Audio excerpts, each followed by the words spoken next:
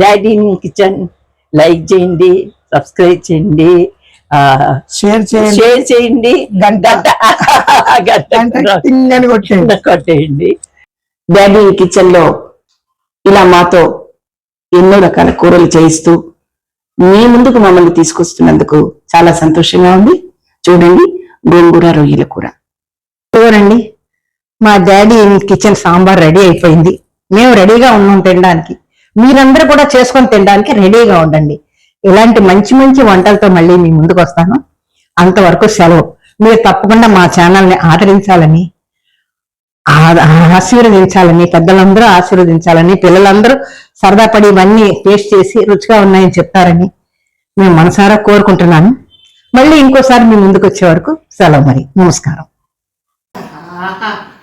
తిందామా చేప పులుసు ఉంటుంది మజాగా, మీరు కూడా తిని చెప్పండి మజాగా ఉందా లేదా అని.